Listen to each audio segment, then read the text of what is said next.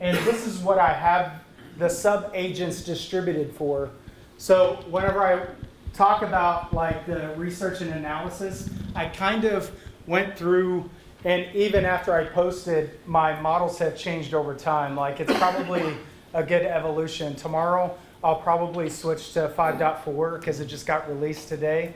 And in the district, we just stood up our own OpenAI environment, so I've got a lot of API tokens that we can utilize for that. Sonnet 4.6 is the front end right now. It's amazing. What I would say is if you do add Sonnet, there's a trigger to add the 1 million context, and that's totally worth it. My setup during the day of my timeline, I have cron jobs that do research for me throughout the day. That's basically what this OpenClaw does for me, is continuous research. And if I flip over to my Notion, so all of that research during the day, I'm using a Perplexity API to grab real-time research, and then it does that through the day. So I don't have to worry about an API to XAI or any of those others. That Perplexity API research allows me to grab real-time research. So if I click on any one of these research pieces inside of Notion, this is the research that it does for me every day, pulls that up, and then I can aggregate that. So at the end of the week, I get a full report that is basically of all of that research continuously throughout the week. It allows me to stay up on trends. It also allows me to podcast. So let me show you a workflow that I have for podcasting real quick.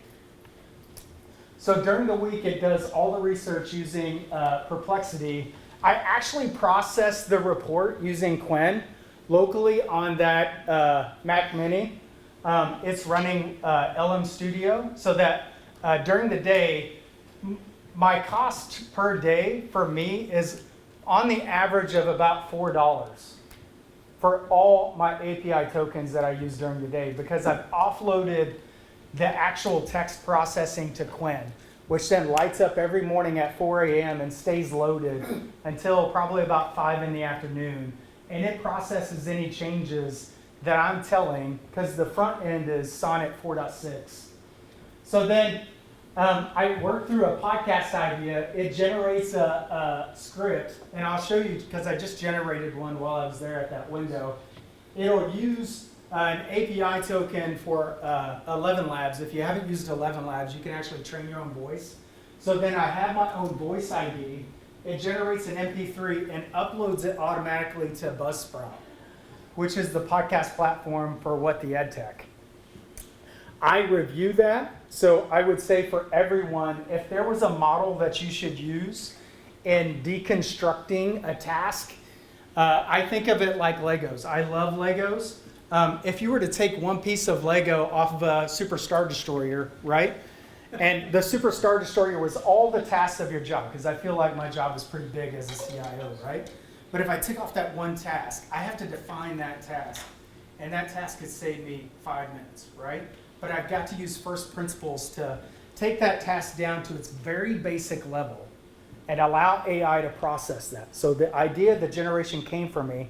I let AI process that function, and then I review it and add my humanistic skills to that and judgment. Because one thing that AI will never have is wisdom, right? So if you can walk with intelligence, right, at every point in time with your hand, but you have the wisdom and the experience to then bring judgment to that process, then I feel like everything will be better, because I feel like the water is rising, right? Like our kids today, they still need to understand reading and math in order to present the judgment for the wisdom, right, of that task that has been removed, because all of our entry-level folks probably are going to have to raise their skills in order to do the types of jobs that we have in the future. So let me show you my Slack real quick.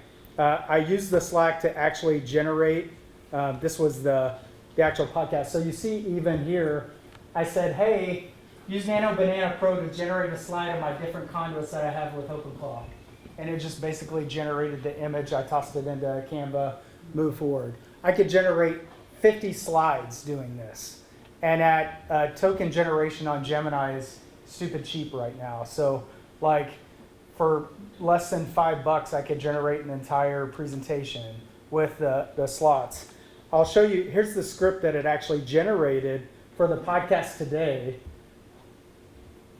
And then it automatically used 5.2, 820 words, classroom first framework, Rob's voice. The episode link is in Buzzsprout.